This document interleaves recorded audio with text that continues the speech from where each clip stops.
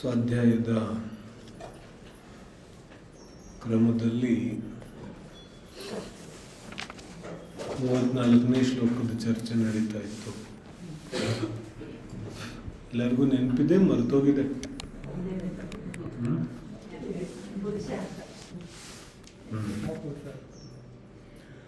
तो 34ನೇ ಶ್ಲೋಕದ ಅಭಿಪ್ರಾಯ ಏನಿದೆ कि ಶಿಷ್ಯನಿಗೆ ಏನು ಸಮಸ್ಯೆ ಆಗ್ತಿದೆ, ಅವನಿಗೆ ಮುಕ್ತಿಯ ಸ್ವರೂಪ, ಪುಣ್ಯದ ಸ್ವರೂಪ, ಧರ್ಮದ ಸ್ವರೂಪ ಯಾವುದು ಸರಿಯಾಗಿ ಅರ್ಥ ಆಗ್ತಾ ಇಲ್ಲ. ಆಚಾರ್ಯ ಹೇಳ್ತಾ ಇದ್ದಾರೆ ಧರ್ಮ ಮಾಡು, ಇವನಿಗೇನೋ ಅರ್ಥ ಆಗುತ್ತೆ. ಪುಣ್ಯ ಮಾಡು ಅಂತ ಹೇಳ್ತಾರೆ, ಇನ್ನೇನೋ ಅರ್ಥ ಆಗುತ್ತೆ. ಗಮನಕ್ಕೆ ಬರ್ತಾ ಇದೆಯಲ್ಲ, ನಮಗೆ ಯಾವಾಗ ಧರ್ಮ ಮಾಡು ಅಂತ ಹೇಳ್ತಾರೆ, ನಮಗೆ ಬೇರೆ ಏನೋ ಅರ್ಥ ಆಗುತ್ತೆ. ಅಲ್ಲಿ ಉಪದೇಶ ಏನಿದೆ ಅದು ಮಾತ್ರ ಅರ್ಥ ಆಗೋದಿಲ್ಲ. ಇಲ್ಲಿ ಶಿಷ್ಯನ ಪರಿಸ್ಥಿತಿನೂ ಹಿಂಗೆ ಇದೆ. ಅವನಿಗೆ ಪುಣ್ಯ ಮಾಡು ಅಂತ ಹೇಳ್ತಾ ಇದ್ದಾರೆ, ಧರ್ಮ ಮಾಡು ಅಂತ ಹೇಳ್ತಿದ್ದಾರೆ, ಆದರೆ ಅವನಿಗೆ ಸರಿಯಾಗಿ ಅರ್ಥ ಆಗ್ತಿಲ್ಲ. ಶಿಷ್ಯ ಕೇಳ್ತಾನೆ, ಮಹಾರಾಜ್ ಇದೆಲ್ಲ ಬಿಡಿ, ಏನು ಮಾಡಬೇಕು ಅದನ್ನ ಹೇಳಿ. ಯಾಕಂದ್ರೆ ಮಾಡೋದಷ್ಟೇ ಅರ್ಥ ಆಗತ್ತೆ ಇವನಿಗೆ. ज्ञान भाव परिणाम कुछ समझ नहीं आता इसको, बस करना पता है, ಮಾಡೋದು ಮಾತ್ರ ಗೊತ್ತಿದೆ. ಭಾವನೆಗಳ ಕಡೆ ಗಮನ ಇಲ್ಲ, ಜ್ಞಾನದ ಕಡೆ ಗಮನ ಇಲ್ಲ, कुछ नहीं पता इसको. तो आचार्य उसी के भाषा में उत्तर देते हैं. ಅವನಿಗೆ ಯಾವ ಭಾಷೆ ಅರ್ಥ ಆಗುತ್ತೆ ಅದೇ ಭಾಷೆಯಲ್ಲಿ ಉತ್ತರವನ್ನು ಕೊಡ್ತಾರೆ. 34ನೇ ಶ್ಲೋಕ ಓದನ. ಪಿತಾ ಪುತ್ರಂ ಪುತ್ರಃ ಪಿತರಂ ಅಭಿಸಂಧಾಯ ಬಹುಧಾ ವಿಮೋಹಾದಿಹೇತೆ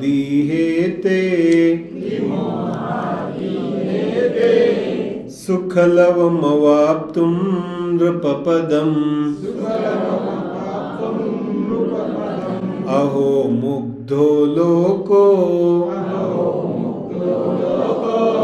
ಮೃತಿಜನನ ದಂಷ್ಟ್ರಾಂತರಗತೋ ನ ಪಶ್ಯತ್ಯಶ್ರಾಂತಂ ತನುಮಪಹರಂತಂ ಯಮಮಂ. अच्छा, सबसे पहले ये बताओ, ಈ ಶ್ಲೋಕದಲ್ಲಿ ಆಚಾರ್ಯ ಏನು ಹೇಳ್ತಾ ಇದ್ದಾರೆ, ಇದು ಯಾರ್ಯಾರಿಗೆ ಒಪ್ಪಿಗೆ ಇದೆ? ಆಚಾರ್ಯ ಹೇಳ್ತಾ ಇದಾರಲ್ಲ ಏನಂತ, ಪಿತಾ ಪುತ್ರಂ पुत्रम पिता पितरम. ये कितने लोगों को स्वीकार है, ये बताओ पहले. ಒಪ್ಪಿಗೆ ಇದೆ ಇದು है कि नहीं बताओ. आगे बढ़ रहे नहीं स्वीकार है ना?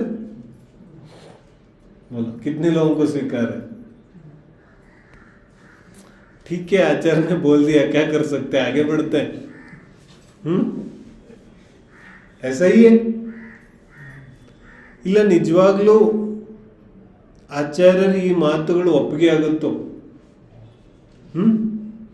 ಪಿತಾ ಪುತ್ರಂ ಪುತ್ರಂ ಪಿತರಂ ಅಭಿಸಂಧಾಯ ಬಹುಧಾ, कि ನಿರಂತರ ಕುಟುಂಬದಲ್ಲಿ ಕೂಡ ಪ್ರತಿ ಸಮಯ ಒಬ್ಬರ ಕಂಡ್ರೆ ಇನ್ನೊಬ್ಬರ ಕುತಂತ್ರ ನಡೀತಾ ಇದೆ.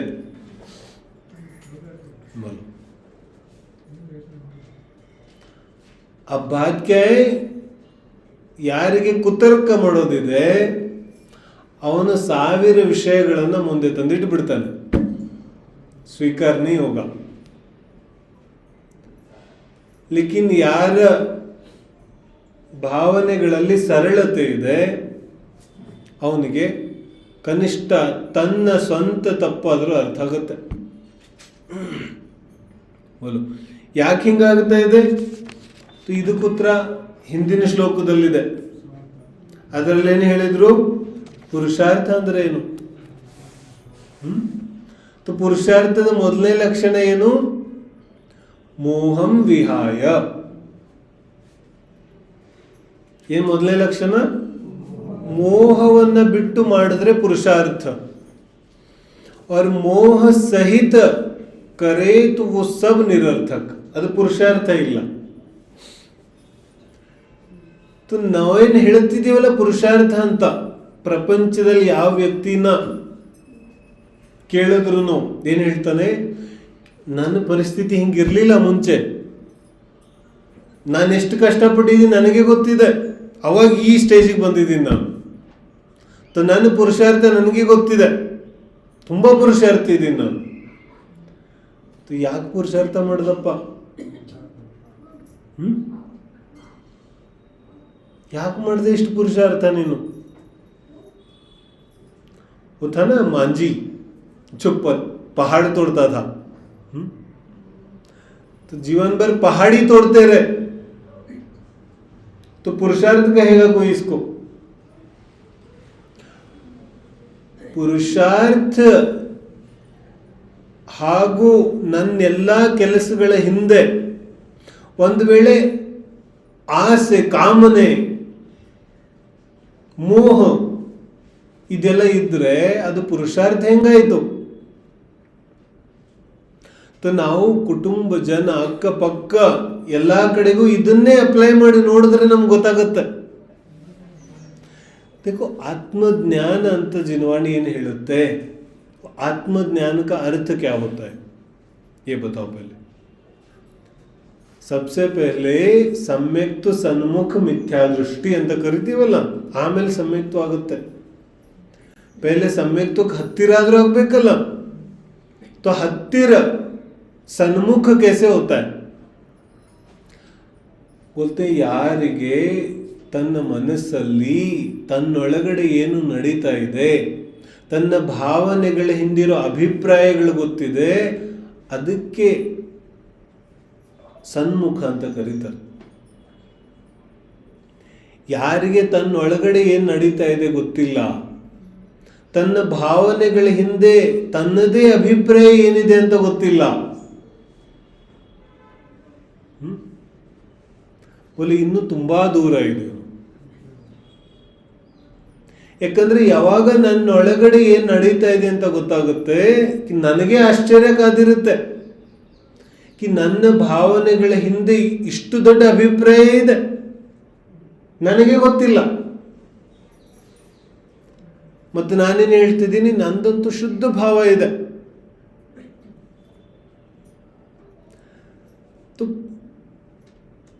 ಸಮ್ಯಕ್ತದ ಪ್ರಾರಂಭ ಆಗುತ್ತೆ ನನ್ನ ಮನಸ್ಸಿನ ಕಲ್ಪನೆಗಳು, ನನ್ನೊಳಗಡೆ ಇರುವಂತಹ ಅಭಿಪ್ರಾಯಗಳು ಗೊತ್ತಾಗುತ್ತೆ, ಅಲ್ಲಿಂದ ಪ್ರಾರಂಭ ಆಗುತ್ತೆ. ಇದಕ್ಕೆ ಅಂತಾರೆ ನನ್ನ ಬಗ್ಗೆ ನಾನು ತಿಳ್ಕೊಳ್ಳೋದು. ಇದೇ ಮೊದಲನೇ ಹಂತ ಇದೆ. ನಾವೇನು ಕಲ್ಪನೆ ಮಾಡ್ಕೊಂಡ್ಬಿಟ್ಟಿದ್ದೀವಿ, ऐसा ಆತ್ಮಜ್ಞಾನ. आत्मज्ञान इल्लिंदाने प्रारंभ आगुत्ते. पहले जानो कि अंदर चल क्या रहा है मामला. अंदर का मामला ही नहीं पता और बाहर ढूंढ रहे क्या मिलेगा. अर्थ ಆಗ್ತಿದೆ ಎಲ್ಲರಿಗೂ? ನಮ್ಮ ಒಳಗಡೆನೆ ಪಾಪದ ಮಹಾ ಬೆಟ್ಟ ಇದೆ. ಅದೇ ಅವಾಗವಾಗ ಹೊರಗಡೆ ಅಭಿವ್ಯಕ್ತ ಆಗುತ್ತೆ, ಪ್ರಗಟ ಆಗುತ್ತೆ. ಒಳಗಡೆ ಪ್ರಪಂಚ ಮೊದಲು ಗೊತ್ತಾಗಬೇಕು. ಅದೇ ಆತ್ಮಜ್ಞಾನದ ಪ್ರಾರಂಭ ಇದೆ. ಇಲ್ಲೇನು ಹೇಳ್ತಿದಾರಲ್ಲ, ಪಿತಾ ಪುತ್ರಂ ಪುತ್ರಂ ಪಿತರಂ, ಇದು ಯಾವಾಗುತ್ತೆ? ಯಾವಾಗ ನಿರ್ಮೋಹವಾದ ಪುರುಷಾರ್ಥ ಇಲ್ಲ. पुत्र को कभी भी हम लोग जीव देखते हैं क्या? जैसे माता ತಾಯಿ ಮಗನಿಗೆ ಎಲ್ಲ ರೀತಿ ಪೋಷಣೆ ಮಾಡ್ತಾಳೆ, ಆದರೆ ದೇಹ ಅಂತ ಪೋಷಣೆ ಮಾಡ್ತಾಳೋ ಜೀವ ಅಂತ ಪೋಷಣೆ ಮಾಡ್ತಾಳೋ? उसको तो देह ही दिख रहा है ना, जीव थोड़ी दिखता है. कभी अपने बच्चे को जीव समझा? बोलो कितना विचित्र बात है तो छोटी बात आप लोगों को, ನಮಗೆ ತುಂಬಾ ಸಾಮಾನ್ಯ ವಿಷಯ ಅನ್ಸುತ್ತೆ. ಆದರೆ ಇದೇ ಸಾಮಾನ್ಯ ವಿಷಯ ಕಲಿಬೇಕಿದೆಯಲ್ಲ. ಆ ಮಗುವನ್ನ ನಾವು ಜೀವ ಅಂತ ತಿಳಿಯೋದಿಲ್ಲ. ಯಾಕೆ ತಿಳಿಯೋದಿಲ್ಲ? ಯಾಕಂದ್ರೆ ಮೋಹ ಇದೆ. ಮುಂದಿನ ಶ್ಲೋಕದಲ್ಲಿ ಮತ್ತಷ್ಟು ಇನ್ನಷ್ಟು ಸ್ಪಷ್ಟ ಮಾಡ್ತಾರೆ. ಯಾರಿಗಿದ ಅರ್ಥ ಆಗುತ್ತಾ ಇಲ್ಲ, ಯಾರಿಗಿದ ಅರ್ಥ ಆಗ್ಲಿಲ್ಲಲ್ಲ, ಎಸೆಗೆಸೆ ಬೋಲ್ದೇತೋ. ನಾವು ತುಂಬಾ ಚೆನ್ನಾಗಿದ್ದೀವಿ, ನನ್ನ ಮನಸ್ಸಲ್ಲಿ ಈ ತರ ಯಾವ ಭಾವನೆನೂ ಇಲ್ಲ, ನಾನು ಸ್ವಚ್ಛ ಶುದ್ಧ ನಿರ್ಮಲ ಇದ್ದೀನಿ. ಅವನಿಗೆ ಉತ್ತರ ಕೊಡ್ತಾರೆ 35ನೇ ಶ್ಲೋಕ. ಅಂಧಾದಯಂ ಮಹಾನಂದೋ ವಿಷಯಾಂಧೀಕೃತೆ ಕ್ಷಣಃ ಚಕ್ಷುಷಾಂಧೋ ನ ಜಾನಾತಿ ವಿಷಯಾಂಧೋ ನ ಕೇನಚಿತ್. ಏನು ಹೇಳ್ತಾರೆ? ವಿಷಯಾಂಧೀಕೃತೆ ಕ್ಷಣಃ, ವಿಷಯಾಂಧೀಕೃತೆ ಕ್ಷಣಃ.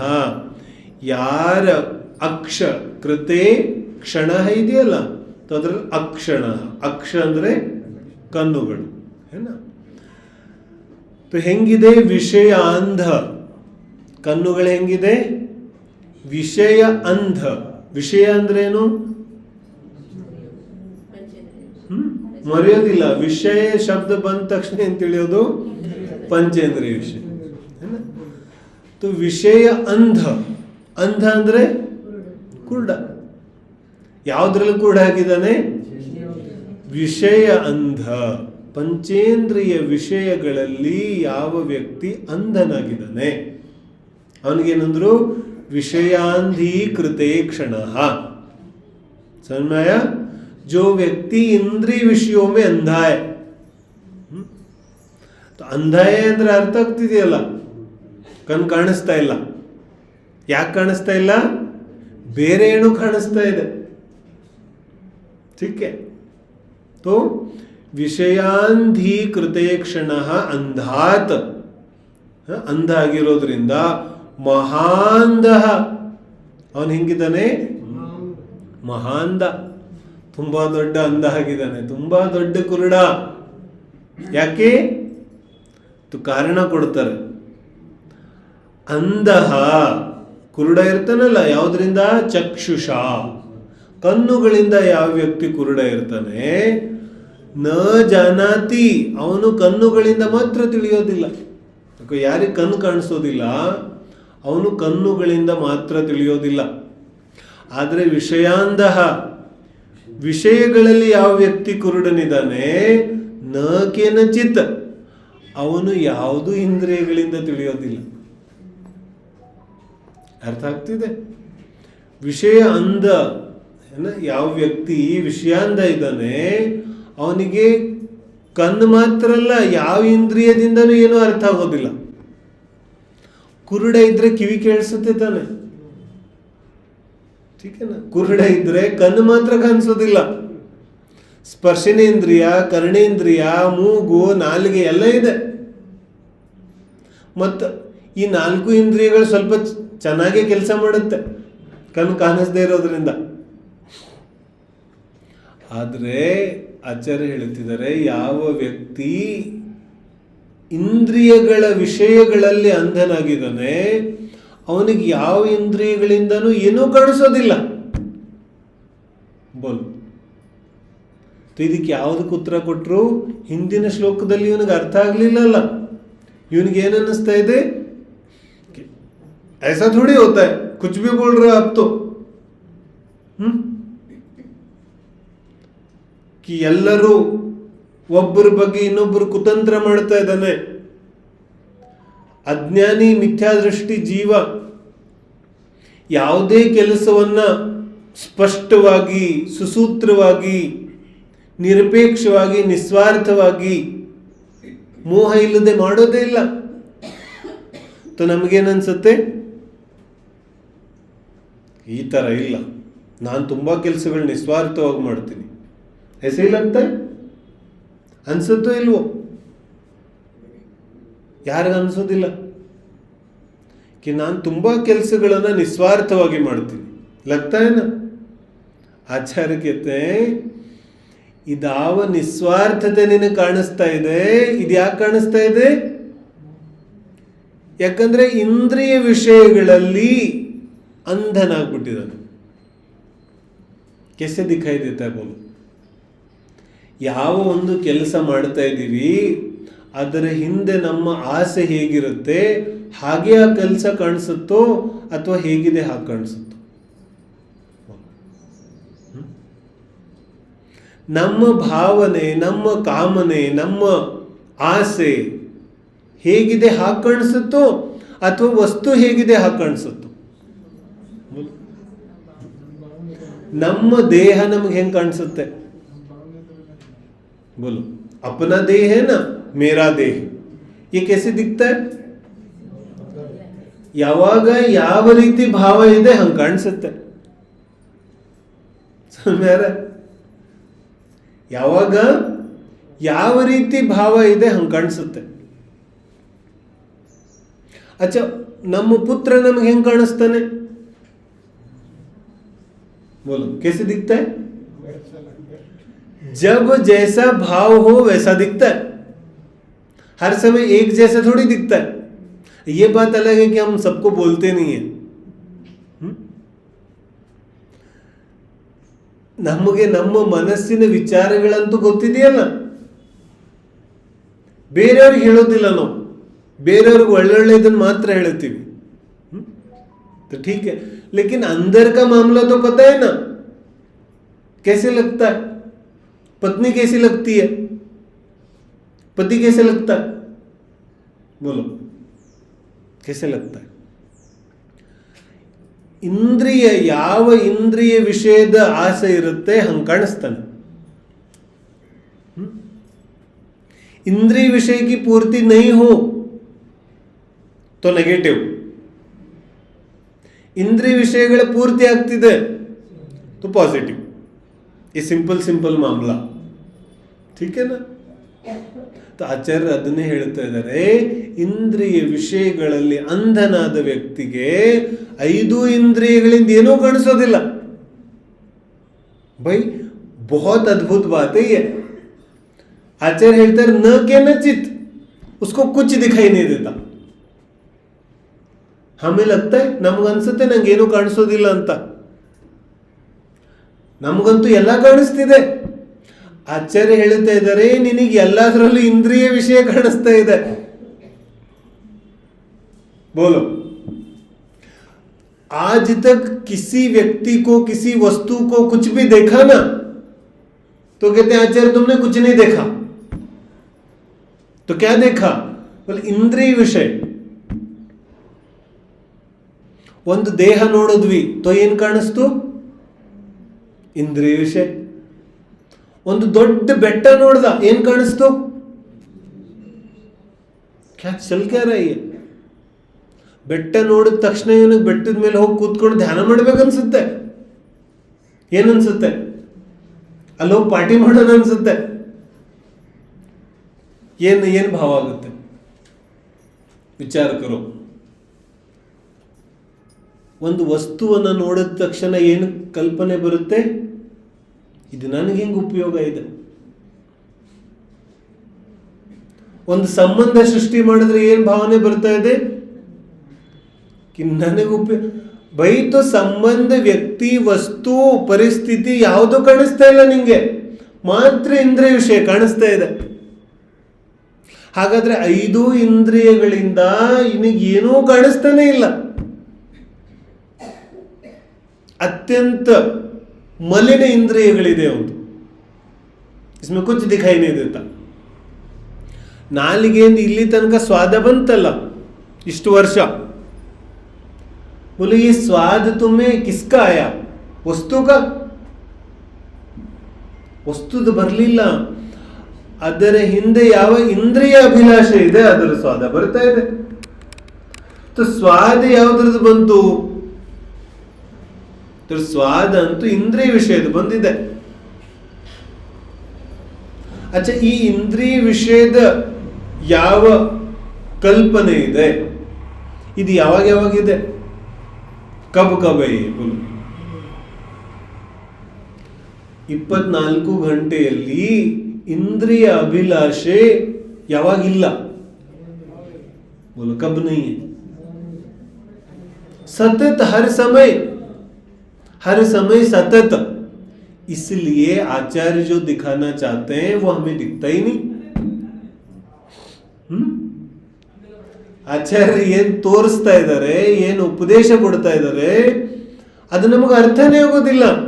ಯಾಕಂದ್ರೆ ಇಂದ್ರಿಯ ಭೋಗದಲ್ಲಿ ಕುರುಡ ಇದ್ದಾನೆ. ಜೈಸೆ ಸಂಸಾರದಲ್ಲಿ ಆಗುತ್ತಲ್ಲ, ಮಗುಗೆ ಆಟದಲ್ಲಿ ಮಗನ ಆಗ್ಬಿಟ್ಟಿದೆ, ಆಟದಲ್ಲಿ ಅಂಧ ಆಗ್ಬಿಟ್ಟಿದೆ. ಯಾರು ಕರೆದ್ರು ಅರ್ಥ ಆಗೋದಿಲ್ಲ. ಅರ್ಥ ಆಗ್ತಿದೆಯಲ್ಲ? ಅಥವಾ ವ್ಯಾಪಾರಿ ದುಡ್ಡು ಎನಿಸೋದ್ರಲ್ಲಿ ಮಗ್ನ ಇದ್ದಾನೆ, ಹೊರಗಡೆದು ಏನು ಕಾಣಿಸ್ತಾ ಇಲ್ಲ, ಇಸ್ಕೋ ಬೋಲ್ತೆ ಅಂಧ. ಅರ್ಥ ಆಗ್ತಿದೆ? ಇದೇ ತರ ಆಚಾರ್ಯ ಹೇಳ್ತಾ ಇದ್ದಾರೆ, ನೀನು ಜನ್ಮದಿಂದನೇ ಅಂಧ ಇದೆಯಾ, ಜನ್ಮಾಂಧ. युधिष्ठिर ये जन्म से अंधा है, इसको कुछ दिखाई नहीं देता. धृतराष्ट्र है ना, तो जन्म से ही अंधा है, आज तक कुछ दिखाई नहीं इसको. तो आचार्य को शिष्य ने पूछा, ऐसे कैसे बोलते हो? ಅದಂಗೆ ಹೇಳ್ತೀರ ನಂಗೇನು ಕಾಣಿಸ್ಲಿಲ್ಲ ಅಂತ. तो ಪ್ರಮಾಣ ಕೊಡ್ತಾರೆ. ಏನು ಪ್ರಮಾಣ ಇದೆ? ಬೋಲೆ ನಿಂಗೆ ಏನಾದ್ರೂ ಕಾಣಿಸಿದ್ರೆ ನಿನ್ನಲ್ಲಿ ಸುಧಾರಣೆ ಕಾಣಿಸ್ತಾ ಇತ್ತು. ನಿನ್ಗೇನು ಕಾಣಿಸ್ತಾ ಇಲ್ಲ, ಇದು ಹೆಂಗ್ ಗೊತ್ತಾಗ್ತಿದೆ ನಮಗೆ? ನೀನು ಹೆಂಗಿದ್ಯಾ ಹಂಗೆ ಇದೆಯಾ. ಇದರಿಂದ ಏನ್ ಗೊತ್ತಾಗ್ತಾ ಇದೆ? ನಿನಗೇನು ಕಾಣಿಸ್ತಾನೆ ಇಲ್ಲ. यदि कुछ दिखाई देता होता तो तुम भी बदल गए होते. ಜನ್ಮದಿಂದ ಇಲ್ಲಿವರೆಗೆ ಏನಾದ್ರೂ ಬದಲಾವಣೆ ಆಗಿದೆಯೇನೋ? ಅದೇ ಇದೆ.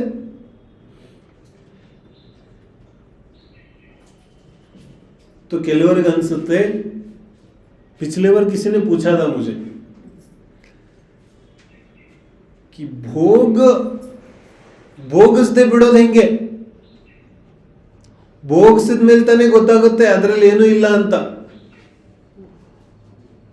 भोगसदेने भोगा बिड़ो देंगे.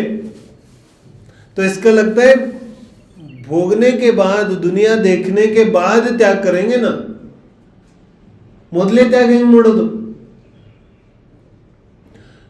ಆಚಾರ್ಯನ ಹೇಳ್ತಿದ್ದಾರೆ, ಈಗ ಪೂಜೆ ಹೊತ್ಕೊಂಡ್ ಬಂದವಲ್ಲ, ಸಾಕೆನ್ನುವಷ್ಟು ಸುತ್ತುತ್ತ ಏನಾದ್ರೂ ಉಳಿದಿದೆಯೇನೋ ನೀನು ಭೋಗ ಮಾಡದೇ ಇರೋದು? ऐसा कुछ भी नहीं बचा जो तुमने नहीं भोगा. हाँ, ಸಮಸ್ಯೆ ಎಲ್ಲಿದೆ? कि ಒಂದು ಭೋಗದ ಅನೇಕ ಪ್ರಕಾರಗಳಿದೆ. ಭೋಗ ಅಂತೂ ಒಂದೇ ಇದೆ.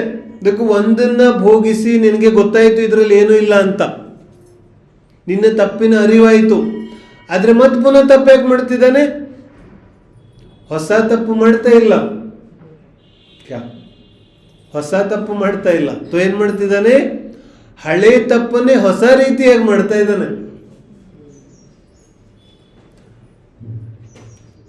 ಡಯಾಬಿಟಿಸ್ ಆಯಿತು, ಹೇಳಿದ್ರು ಕಬ್ಬು ತಿನ್ಬೇಡ, ಕಬ್ಬಿನ ಹಾಲು ಕುಡಿಬೇಡ. ಹೇಳ್ತಾನೆ ಟೀಕೆ ಡಾಕ್ಟರ್. ನಾಳೆ ಇನ್ನೊಬ್ಬ ಬಂದ ಕಬ್ಬಿನ ಹಾಲು ಕೊಡಕ್ಕೆ, ಇಲ್ಲ ನಾ ಕುಡಿಯಲ್ಲ. ಇನ್ನೊಬ್ಬ ಬಂದ, ಇದು ಮಾವಿನ ಹಣ್ಣಿನ ರಸ ಇದೆ ಕುಡಿ. ಏನ್ ಮಾಡ್ಬೇಕಿತ್ತು ಇವನು? ವಿಚಾರ ಮಾಡಕ್ ಶುರು ಮಾಡ್ತಾನೆ. ಯಾಕೆ? ಅದು ಶುಗರ್ ಕೇನೆ, ಇದು ಬೇರೆ ಇದೆಯಲ್ಲ. ಇನ್ನೊಂದ್ಸಲಿ ವಿಚಾರ ಮಾಡ್ಬೇಕಲ್ಲ. ವಿಚಾರ ಮಾಡ್ಲಿಲ್ಲ ಅಂದ್ರೆ ಹೆಂಗೆ? ವಿಚಾರ ಮಾಡಕ್ ಶುರು ಮಾಡ್ತಾನೆ. ತುಂಬಾ ವಿಚಾರ ಮಾಡಿದ್ರೆ ಏನಾಗುತ್ತೆ? ಒಂದ್ಸಲಿ ವಿಚಾರ ಯಾವ ಕಡೆಗೆ ಹೋಗುತ್ತೆ? ಇದಂತೂ ಮ್ಯಾಂಗೋ ಇದೆ, ಇದಕ್ಕೇನು ಪ್ರಾಬ್ಲಮ್ ಇಲ್ಲ, ಚಲ್ತಾ. ತುಂಬಾ ವಿಚಾರ ಮಾಡಿದ್ಮೇಲೆ ಒಂದು ಸಲ ಗಮನ ಹೋಗೇ ಹೋಗುತ್ತಲ್ಲ ವಿಚಾರ. ಇದೇ ತಪ್ಪನ್ನ ಅನಾದಿ ಕಾಲದಿಂದ ಜೀವ ಮಾಡ್ತಾನೆ ಇರ್ತಾನೆ. ಒಂದು ತಪ್ಪಲ್ಲೇ ಜ್ಞಾನಿಗೆ 1000 ತಪ್ಪುಗಳು ಕಾಣಿಸ್ಬಿಡುತ್ತೆ, ಮತ್ತು ಅಜ್ಞಾನಿಗೆ 1000 ತಪ್ಪುಗಳನ್ನು ಮಾಡಿದ್ರು ಒಂದು ಕಾಣಿಸೋದಿಲ್ಲ. भाई सब कुछ आजमा कर देखना है तब तो अनंत काल चाहिए. ಎಲ್ಲವನ್ನು ಭೋಗಿಸಿ ನೀ ನೋಡ್ತೀಯ ಅಂದ್ರೆ अनंत काल ಬೇಕು. सबको भोग भोग करके देखो, कितना समय चाहिए? ये तो असंभव है ना. तो ಬುದ್ಧಿವಂತಿಕೆ ಯಾವುದರಲ್ಲಿದೆ? ಒಂದು ವಸ್ತುವನ್ನು ನೋಡದೆ ಅದರಲ್ಲೇ ಗೊತ್ತಾಗ್ಬಿಡ್ಬೇಕು. ಏಕೆ ಆಯ್ಕೆ? ಮೊದಲನೇ ಸ್ಕೂಲು, ಮೊದಲನೇ ಕಾಲೇಜು, ಮೊದಲನೇ ಜಾಬು, ಮೊದಲನೇ ಹೆಂಡತಿ,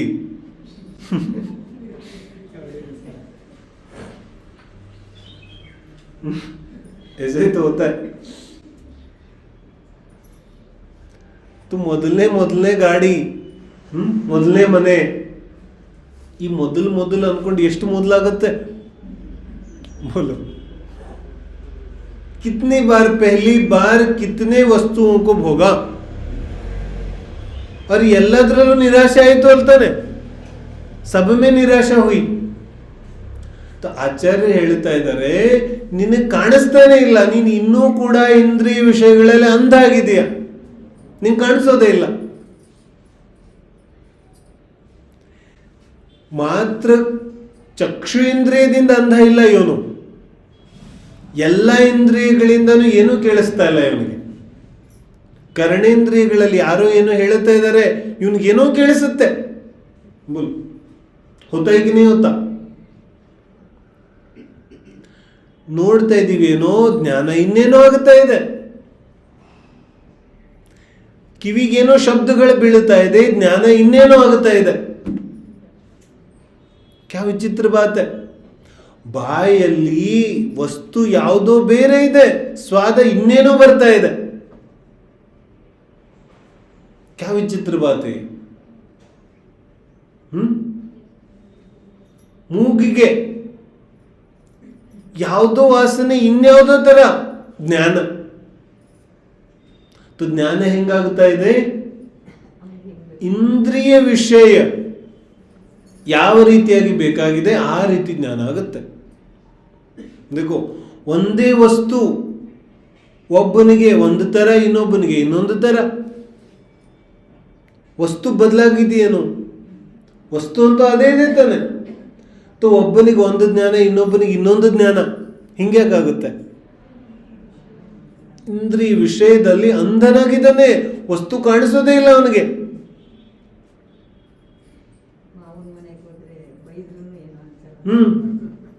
ಸಮಯ है क्यों? ಸ್ವಾರ್ಥ ಪೂರ್ತಿಗೆ ಅರ್ಥ ಆಗ್ತಿದೆ. ಮತ್ತು ಇವನಿಗೇನು ಅನ್ಸುತ್ತೆ, ಎಲ್ಲ ಭೋಗಿಸಿದ ಮೇಲೆ, ಅರೆ ಇಷ್ಟೆಲ್ಲ ಪುರಾಣಗಳು ಏನಕ್ಕೆ ಬರೆದ್ರು? ಬಾಹುಬಲಿ ಭರತ ಕಥೆ ಯಾಕೆ ಹೇಳಿದ್ರು? तुम्हें बाहुबली बनना है, शक्ति है या भरत चक्रवर्ती बनना है? बोलो. ಸಾಮಾನ್ಯ ವಿಷಯ ಅಲ್ಲ ಇದು. ನಮಗೆ ತುಂಬಾ ಸಾಮಾನ್ಯ ಅನ್ಸುತ್ತೆ. क्या लग रहा है? ಚಕ್ರವರ್ತಿನ ಗೆದ್ದ ಮೇಲೆ ರಾಜ್ಯವನ್ನು ಬಿಡೋದು ಸಾಮಾನ್ಯ ವಿಷಯ ಇದೆ. क्या लगता है? तो जीतने के बाद छोड़ना है. ವಾಸ್ತವಿಕವಾಗಿ ಈ ಯಾವ ನಮ್ಮ ಬುದ್ಧಿ ಇದೆಯಲ್ಲ, ಇದು ಒಂದಲ್ಲ ಒಂದು ರೀತಿಯಲ್ಲಿ ಭೋಗದ ಸಮರ್ಥನೆಯನ್ನು ಮಾಡುತ್ತೆ. किसी न किसी तरह से आकर भोग पर रुक जाना है बस. तो ಅದಕ್ಕೆ ಕಾರಣಗಳು ನೆಪಗಳು ಸಾವಿರಾರು ಸಿಗುತ್ತೆ. तो ಇದೆಲ್ಲದಕ್ಕೂ ಆಚಾರ್ಯದ ಒಂದೇ ಉತ್ತರ ಇದೆ, ನಿನಗೆ ಕಣ್ಣು ಕಾಣಿಸೋದಿಲ್ಲ. ಇದು ಒಪ್ಪಿಗೆ ಆಗುತ್ತೇನು? ಯಾರ್ಯಾರು ಒಪ್ಪಿಗೆ ಆಗುತ್ತೆ ಇದು? ಬೋಲೋ. ಸ್ವೀಕಾರ ಹೇ? नहीं है. स्वीकार है? नहीं है. आगे बढ़े. बोलो. मंजूर है? नहीं है. कैसे मंजूर हो भाई? ಸ್ವಾಧ್ಯಾಯ ಅಂತೂ ತಪ ಇದೆಯಲ್ಲ, ನಮಗೆ ತಪ ಅಂತ ಅನ್ಸೋದೇ ಇಲ್ಲ. ಸ್ವಾಧ್ಯಾಯದಲ್ಲಿ ಕುಳಿತ ತಕ್ಷಣ ನಾವು ತಪಕ್ಕೆ ಕೂತಿದ್ದೇವೆ. ಶ್ರಾವಕ ಜೀವನದಲ್ಲಿ ಸಾಧ್ಯವಿರುವಂತಹ ಅತಿ ದೊಡ್ಡ ತಪ ಇದೆ ಇದು. ತಪಕ್ಕೆ ಕೂತದಾಗ ಹೆಂಗ್ ಕೂತ್ಕೋತೀವಿ? ಬಿಲ್ಕುಲ್ ಸ್ವೀಕಾರ. ಅರ್ಥ ಆಗ್ತಿದೆಯಲ್ಲ? ಆಚಾರ್ಯ ಹೇಳ್ತಾ ಇದ್ದಾರೆ, ನಿಂಗೆ ಕಣ್ಣು ಕಾಣಿಸೋದಿಲ್ಲ. ನಂಗೆ ಒಪ್ಪಿಗೆ ಇದೆಯೇನು? ವಿಚಿತ್ರ ಅನಿಸ್ತಾ ಇದೆ. ಅದೆಂಗೆ ಹೇಳ್ತೀರಿ ನೀವು? ಇಷ್ಟು ದಿನ ನಂಗೆ ಏನೂ ಕಾಣಿಸ್ಲಿಲ್ಲ. 60 ವರ್ಷ 70 ವರ್ಷ ಆಯ್ತು, ನಂಗೆ ಇಷ್ಟು ದಿನ ಏನೂ ಕಾಣಿಸ್ಲಿಲ್ಲ. ಅಲ್ಲೇ ಹಾ ಕುछ दिखाई नहीं दिया. और ಇದೇ ತರ ಒಪ್ಪಲಿಲ್ಲ ಅಂದ್ರೆ ನಾಳೆನೂ ಕಾಣಿಸೋದಿಲ್ಲ. इसको बोलते इंद्रियांध विषयांध. ಈ ವಿಷಯಾಂಧ ಶಬ್ದ ಜಿನ್ವಾಣಿಯಲ್ಲಿ ತುಂಬಾ ಕಡೆ ಬಂದಿದೆ. ತುಂಬಾ ಅದ್ಭುತವಾದ ಶಬ್ದ ಇದೆ ಇದು. ವಿಷಯಾಂಧ ಮನೆ ಹೋತಾಯೆ 5 ಇಂದ್ರಿಯಗಳಿಂದ ಯಾರಿಗೆ ಏನೂ ಕಾಣಿಸೋದಿಲ್ಲ, ಮಾತ್ರ ಭೋಗ ದಿಕ್ತಾ. ದೇಖ, ಯಾವ್ದಾದ್ರು ಎಕ್ಸಾಮ್ ಕೊಡೋದಾದ್ರೆ ಯಾವ ತರ ಪುಸ್ತಕ ಓದ್ತಾನೆ ಇವನು? ಒಂದೊಂದು ವಾಕ್ಯದಲ್ಲಿರೋ ಒಂದೊಂದು ಶಬ್ದ ಹುಡುಕಿ ಓದ್ತಾನೆ, ಎಲ್ಲೇನಾದ್ರೂ ಬಿಟ್ಟು ಹೋಗ್ಬಿಟ್ರೆ ಅಂತ. ಯಾಕೆ? ಜಾಬ್ ಸಿಗೋದಿದೆ. ಮತ್ತು जिनवाणी ಹೇಗೆ ಓದ್ತಾನೆ? उसमें तो कुछ मिलना नहीं है ना. मिलना होता तो कैसे पढ़ता? बोलो. तो ನಮಗೇನು ಅನಿಸ್ತಿದೆ, ನಾವು ಸ್ವಾಧ್ಯಾಯ ಮಾಡ್ತಿದ್ದೀವಿ ಅಂತ. ಲೇಕಿನ್ ಕ್ಯಾ ಚಲ್ ರಹಾ ಹೈ? ಇಂದ್ರಿಯ ವಿಷಯ ಯಾವ ರೀತಿ ಇದೆ ಅದೇ ರೀತಿ. ಆಚಾರ್ಯರ ವಚನಗಳು ಕಾಣಿಸ್ತಾ ಇಲ್ಲ. ನಮ್ಮದೇ ವಿಚಾರಗಳು ಜಿನ್ವಾಣಿಯಿಂದಾನು ನಮಗೆ ಕಾಣಿಸ್ತಾ ಇದೆ. अपने विचार, अपने ही भाव. नहीं तो देखो, ವಿಶ್ವದಲ್ಲಿ कम से कम भारत में जिनवाणी तो ಒಂದೇ ಇದೆ ತಾನೆ. जिनवाणी तो एक ही है कि अलग अलग है?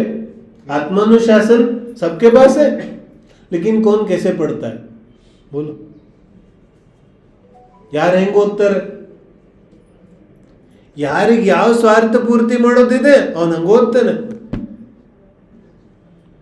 फिर मत भेद संप्रदाय सब खड़े हो जाते हैं. तो ಮೂಲ ವಿಷಯ ಏನಿದೆ ಕಿ ಈ ಅಜ್ಞಾನಿ ಜೀವಕ್ಕೆ ಇಂದ್ರಿಯ ವಿಷಯಗಳಲ್ಲಿ ಎಷ್ಟು ಅಂಧನಾಗಿದ್ದಾನೆ ಅಂದ್ರೆ ಅದಿಲ್ಲದೆ ಯಾವ ಕೆಲಸನೂ ಅವನು ಮಾಡೋದಿಲ್ಲ. कोई काम नहीं करता हूं. अच्छा, ಯಾವುದಾದ್ರೂ ಕೆಲಸ ನಮಗೆ ನೆನಪಿದೆ कि ಯಾವ ಕೆಲಸದ ಹಿಂದೆ ಇಂದ್ರಿಯ ಭೋಗದ ಅಭಿಲಾಷಣೆ ಇಲ್ಲ? ऐसा कोई काम है? ನಾವು ತುಂಬ ಹೇಳ್ಬೋದು, ವಿಚಾರ ಮಾಡಿ ನೋಡೋದಿದೆ. ಆತ್ಮಜ್ಞಾನ ಇದಕ್ಕೆ ಅಂತಾರೆ. ನಾವೇ ಗಮನಿಸಿ ನೋಡೋದಿದೆ, ಈ ಕೆಲಸದ ಹಿಂದೆ ನನ್ನ ಕಲ್ಪನೆ ಏನಿದೆ, ತಪ್ಪ ಪತಾ ಚಲೇಗ.